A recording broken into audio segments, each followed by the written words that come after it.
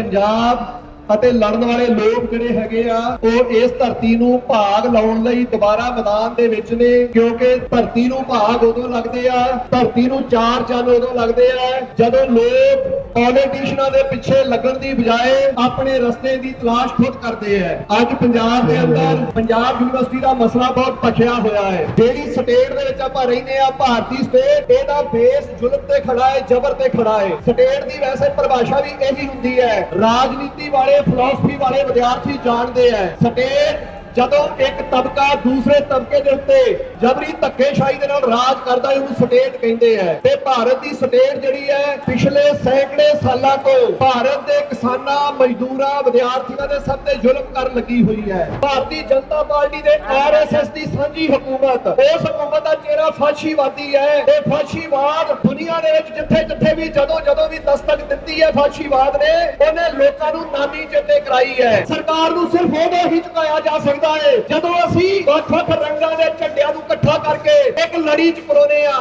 ਇਹ ਲਾਲ ਹੋਣ, ਇਹ ਪੀਲੇ ਹੋਣ, ਕੇਸਰੀ ਹੋਣ, ਨੀਲੇ ਹੋਣ, ਕਿਸੇ ਵੀ ਰੰਗ ਦੇ ਹੋਣ, ਇਹ ਸਾਰੇ ਝੰਡਿਆਂ ਦਾ ਆਪਣਾ ਆਪਣਾ ਇਤਿਹਾਸ ਹੈ। ਇਹਨਾਂ ਨੇ ਆਪਣੇ ਆਪਣੇ ਵਕਤਾਂ ਦੇ ਵਿੱਚ ਸਮੇਂ ਦੇ ਹਾਕਮਾਂ ਨੂੰ ਧੂਲ ਚਟਾਈ ਹੈ। ਤੇ ਜਦੋਂ ਇਹ ਝੰਡੇ ਇਕੱਠੇ ਹੁੰਦੇ ਫਿਰ ਦਿੱਲੀ ਦਾ ਕਿਸਾਨ ਅੰਦੋਲਨ ਪੂਰੀ ਦੁਨੀਆ 'ਚ ਗੂੰਜ ਪਾਉਂਦਾ ਹੈ। ਹੁਣ ਇਹ ਝੰਡੇ ਇੱਥੇ ਵੀ ਇਕੱਠੇ ਆ, ਇਹਨਾਂ ਝੰਡਿਆਂ ਨੂੰ ਬਿਖਰਨ ਨਹੀਂ ਦੇਣਾ ਤੱਕ ਆਪਣੀ ਗੱਲ ਕਹਿਣ ਦੀ, ਕਿਉਂਕਿ ਪੱਤਿਆਂ ਨੂੰ ਝਾੜ ਪਿਛਲੇ 200-250 ਸਾਲ ਤੋਂ ਲੱਗੇ ਹੋਏ ਆ, ਬਹੁਤ ਵੇਖ ਲਿਆ।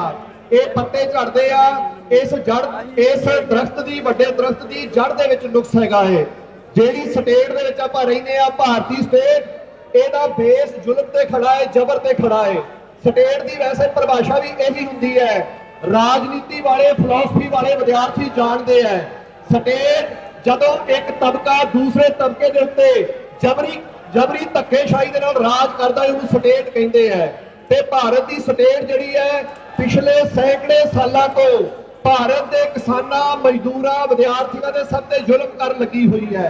ਸਟੇਟ ਇਹ ਕੰਮ ਕਰਨ ਲੱਗਿਆ, ਜਿਹੜੇ ਕੰਮ ਕਰਦੀ ਹੈ ਉਹ ਸਭ ਤੋਂ ਜ਼ਰੂਰੀ ਕੰਮ ਹੁੰਦਾ ਹੈ ਕਿ ਲੋਕਾਂ ਦੇ ਬ੍ਰੇਨ ਨੂੰ ਕੰਟਰੋਲ ਕਰ ਲਓ, ਵਿਦਿਆਰਥੀਆਂ ਨੂੰ ਕੰਟਰੋਲ ਕਰ ਲਓ, ਸਿੱਖਿਆ ਨੂੰ ਕੰਟਰੋਲ ਕਰ ਲਓ।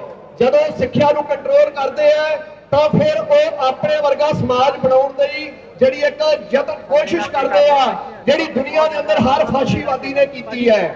ਅੱਜ ਆਪਾਂ ਨੂੰ ਇਹਦੇ ਵਿੱਚ ਕੋਈ ਸੰਕੋਚ ਨਹੀਂ ਹੋਣਾ ਚਾਹੀਦਾ ਇਹ ਕਹਿਣ ਦੇ ਵਿੱਚ ਕਿ ਭਾਰਤ ਦੀ ਰਾਜ ਸੱਤਾ ਤੇ ਜਿਹੜੀ ਕਾਬਜ਼ ਇਸ ਵਕਤ ਦੀ ਰਾਜਨੀਤਿਕ ਧਿਰ ਹੈ, ਜਿਹੜੀ ਇਸ ਸਿਸਟਮ ਦਾ ਸਭ ਤੋਂ ਗੰਦਾ ਚਿਹਰਾ ਹੈਗੀ ਹੈ, ਭਾਰਤੀ ਜਨਤਾ ਪਾਰਟੀ ਦੇ ਆਰਐਸਐਸ ਦੀ ਸਾਂਝੀ ਹਕੂਮਤ, ਉਸ ਹਕੂਮਤ ਦਾ ਚਿਹਰਾ ਫਾਸ਼ੀਵਾਦੀ ਹੈ। ਤੇ ਫਾਸ਼ੀਵਾਦ ਦੁਨੀਆ ਦੇ ਵਿੱਚ ਜਿੱਥੇ ਵੀ ਜਦੋਂ ਵੀ ਦਸਤਕ ਦਿੱਤੀ ਹੈ ਫਾਸ਼ੀਵਾਦ ਨੇ, ਉਹਨੇ ਲੋਕਾਂ ਨੂੰ ਨਾਨੀ ਚੇਤੇ ਕਰਾਈ ਹੈ। ਇਸ ਆਰਐਸਐਸ ਦਾ ਇੱਕ ਮੁਖੀ ਸੀਗਾ BS ਮੁੰਜੇ। ਉਹ 1930-31 ਦੇ ਵਿੱਚ ਇਟਲੀ ਦੇ ਫਾਸ਼ਿਸਟ ਮੁਸੋਲੀਨੀ ਦੇ ਕੋਲ ਸਿੱਖਿਆ ਲੈਣ ਗਿਆ ਸੀ। ਮੁਸੋਲੀਨੀ ਫਾਸ਼ਿਸਟ ਸੀਗਾ, ਹਿਟਲਰ ਫਾਸ਼ਿਸਟ ਸੀਗਾ। ਹਿਟਲਰ ਨੇ ਉੱਥੋਂ ਦੇ ਸਕੂਲਾਂ ਤੇ ਕਬਜ਼ਾ ਕੀਤਾ ਤੇ ਅਡੋਲਫ ਹਿਟਲਰ ਦੇ ਆਪਣੇ ਵੱਖਰੇ ਸਕੂਲ ਖੋਲੇ। ਇਸੇ ਕਰਕੇ ਇਹ ਯੂਨੀਵਰਸਿਟੀ ਦੇ ਉੱਤੇ ਕਬਜ਼ਾ ਕਰਨਾ ਚਾਹੁੰਦੇ ਆ। ਇਸ ਤੋਂ ਪਹਿਲਾਂ ਇਹ ਕੋਸ਼ਿਸ਼ ਕਰ ਚੁੱਕੇ ਆ JNU, ਜਵਾਹਰ ਲਾਲ ਨਹਿਰੂ ਯੂਨੀਵਰਸਿਟੀ ਦਿੱਲੀ ਤੇ। ਇਸ ਤੋਂ ਪਹਿਲਾਂ ਕੋਸ਼ਿਸ਼ ਕਰ ਚੁੱਕੇ ਆ ਹੈਦਰਾਬਾਦ ਸੈਂਟਰਲ ਯੂਨੀਵਰਸਿਟੀ ਦੇ ਉੱਤੇ, ਜਿੱਥੇ ਰੋਹਿਤ ਵੇਮੁਲਾ ਦਾ ਕਾਂਡ ਬੜਾ ਮਸ਼ਹੂਰ ਹੋਇਆ ਸੀਗਾ। JNU ਦੇ ਸਾਥੀ ਉਮਰ ਖਾਲਿਦ ਹੋਣੀ ਪਿਛਲੇ 5 ਸਾਲਾਂ ਤੋਂ ਜੇਲ੍ਹਾਂ ਦੇ ਅੰਦਰ ਹੈਗੇ ਆ। ਜਿਹਨੂੰ ਵਾਈਡਰ ਰੇਂਜ ਵਿੱਚ ਵੇਖੀਏ, ਪੂਰਾ ਦੇਸ਼ ਜਿਹੜਾ ਵੀ ਜਿੱਥੋਂ ਵੀ ਵਿਰੋਧ ਦੀ ਆਵਾਜ਼ ਉੱਠਦੀ ਹੈ ਇਹ ਉਹਨੂੰ ਮਸਲ ਦੇਣਾ ਚਾਹੁੰਦੇ ਆ, ਕੁਚਲ ਦੇਣਾ ਚਾਹੁੰਦੇ ਆ। ਪੰਜਾਬ ਯੂਨੀਵਰਸਿਟੀ ਦੇ ਅੰਦਰ ਤੁਹਾਡੀ ਸਿੱਖਿਆ ਤਬਾਹ ਕਰਕੇ ਯੂਨੀਵਰਸਿਟੀ ਨੂੰ ਕਬਜ਼ੇ 'ਚ ਕਰਨਾ ਚਾਹੁੰਦੇ ਆ। ਜੰਮੂ ਕਸ਼ਮੀਰ ਦੇ ਅੰਦਰ ਕਸ਼ਮੀਰੀਆਂ ਦੇ ਉੱਤੇ ਗੋਲੀਆਂ ਮਾਰਨ ਲੱਗੇ ਹੋਏ ਆ। ਇਸੇ ਤਰ੍ਹਾਂ ਹੀ ਛੱਤੀਸਗੜ੍ਹ, ਝਾਰਖੰਡ ਤੇ ਹੋਰ ਥਾਵਾਂ ਤੇ ਜਿਹੜੇ ਆਦੀਵਾਸੀ ਆਪਣੇ ਜਲ ਜੰਗਲ ਤੇ ਜ਼ਮੀਨ ਲਈ ਲੜ ਰਹੇ ਆ, ਉਹਨਾਂ ਨੂੰ ਅਮਿਤ ਸ਼ਾਹ ਕਹਿੰਦਾ ਹੈ ਕਿ 31 ਮਾਰਚ 2026 ਤੋਂ ਬਾਅਦ ਇਸ ਦੇਸ਼ ਨੂੰ ਨਕਸਲ ਮੁਕਤ ਕਰ ਦੇਣਾ ਹੈ। ਮਨੀਪੁਰ ਤੁਸੀਂ ਵੇਖਿਆ ਹੈ ਸੜਦਾ ਰਿਹਾ, ਪਰ ਸਾਡੇ ਦੇਸ਼ ਦਾ ਪ੍ਰਧਾਨ ਮੰਤਰੀ, ਗ੍ਰਹਿ ਮੰਤਰੀ ਮਨੀਪੁਰ ਦੀ ਸਾਰ ਲੈਣ ਨਹੀਂ ਗਏ। ਇਹੀ ਹਾਲ ਹੁਣ ਇੱਥੇ ਕਰ ਰਹੇ ਆ। ਮੈਂ ਤੁਹਾਨੂੰ ਬਹੁਤ ਸ਼ਾਰਟ ਜਿਹੇ ਲਫ਼ਜ਼ਾਂ 'ਚ ਬੇਨਤੀ ਕਰ ਰਿਹਾ ਹੈ, ਡੈਮੋਕ੍ਰੈਟਿਕ ਮੁਲਾਜ਼ਮ ਫੈਡਰੇਸ਼ਨ ਵੱਲੋਂ ਇਹ ਸਰਕਾਰ ਦਾ ਚਿਹਰਾ ਮੋਹਰਾ ਸਮਝੋ। ਸਰਕਾਰ ਨੂੰ ਸਿਰਫ ਉਦੋਂ ਹੀ ਝੁਕਾਇਆ ਜਾ ਸਕਦਾ ਹੈ ਜਦੋਂ ਅਸੀਂ ਵੱਖ-ਵੱਖ ਰੰਗਾਂ ਦੇ ਝੰਡਿਆਂ ਨੂੰ ਇਕੱਠਾ ਕਰਕੇ ਇੱਕ ਲੜੀ 'ਚ ਪਰੋਨੇ ਆ। ਇਹ ਲਾਲ ਹੋਣ, ਇਹ ਪੀਲੇ ਹੋਣ, ਕੇਸਰੀ ਹੋਣ, ਨੀਲੇ ਹੋਣ, ਕਿਸੇ ਵੀ ਰੰਗ ਦੇ ਹੋਣ, ਇਹ ਸਾਰੇ ਝੰਡਿਆਂ ਦਾ ਆਪਣਾ ਆਪਣਾ ਇਤਿਹਾਸ ਹੈ। ਇਹਨਾਂ ਨੇ ਆਪਣੇ ਆਪਣੇ ਵਕਤਾਂ ਦੇ ਵਿੱਚ ਸਮੇਂ ਦੇ ਹਾਕਮਾਂ ਨੂੰ ਧੂਲ ਚਟਾਈ ਹੈ ਤੇ ਜਦੋਂ ਇਹ ਝੰਡੇ ਇਕੱਠੇ ਹੁੰਦੇ ਫਿਰ ਦਿੱਲੀ ਦਾ ਕਿਸਾਨ ਅੰਦੋਲਨ ਪੂਰੀ ਦੁਨੀਆ 'ਚ ਗੂੰਜ ਪਾਉਂਦਾ ਹੈ। ਹੁਣ ਇਹ ਝੰਡੇ ਇੱਥੇ ਵੀ ਇਕੱਠੇ ਆ, ਇਹਨਾਂ ਝੰਡਿਆਂ ਨੂੰ ਬਿਖਰਨ ਨਹੀਂ ਦੇਣਾ।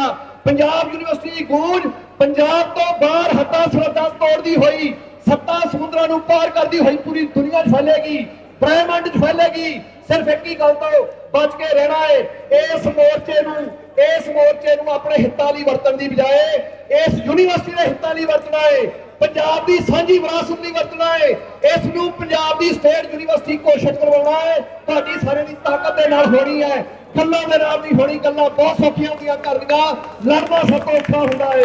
ਦੁਸ਼ਯੰਤ ਕੁਮਾਰ ਕਵੀ ਦੀ ਇੱਕ ਦੋ ਲਾਈਨਾਂ ਦੇ ਨਾਲ ਮੈਂ ਆਪਣੀ ਗੱਲ ਖਤਮ ਕਰੂੰਗਾ। कवि महान कवि दुष्यंत कुमार कहता है, पीर पीर पर्वत सी पिघलनी चाहिए, हो गई है पीर पर्वत सी पिघलनी चाहिए, इस हिमालय से कोई गंगा निकलनी चाहिए। हंगामा करना, सिर्फ हंगामा करना मेरा मकसद नहीं, मेरा मकसद है, मेरी कोशिश है सूरत हाल बदलनी चाहिए। आप इस सिस्टम ਨੂੰ ਜੜ ਤੋਂ ਖੇਡਣਾ ਹੈ ਤਾਂ ਕਿ ਕੋਈ ਵੀ ਪੋਲੀਟੀਸ਼ੀਅਨ ਸਾਨੂੰ ਵਾਰ-ਵਾਰ ਸਾਨੂੰ ਮੂਰਖ ਬਣਾ ਕੇ ਆਪਣੀ ਰਾਜਗੱਦੀ ਦਾ ਆਨੰਦ ਨਾ ਲੈ ਸਕੇ। ਤੁਹਾਡਾ ਸਾਰੇ ਸਾਥੀਆਂ ਦਾ ਡੈਮੋਕ੍ਰੈਟਿਕ ਮੁਲਾਜ਼ਮ ਫੈਡਰੇਸ਼ਨ ਵੱਲੋਂ, ਡੈਮੋਕ੍ਰੈਟਿਕ ਟੀਚਰਸ ਫਰੰਟ ਵੱਲੋਂ ਘੋਲ ਦੀ ਹਮਾਇਤ ਕਰਦੇ ਆਪਣੀ ਜਗ੍ਹਾ ਰਹਿਣਾ। ਬਹੁਤ ਬਹੁਤ ਧੰਨਵਾਦ। ਵਾਹਿਗੁਰੂ ਜੀ ਕਾ ਖਾਲਸਾ, ਵਾਹਿਗੁਰੂ ਜੀ ਕੀ ਫਤਿਹ।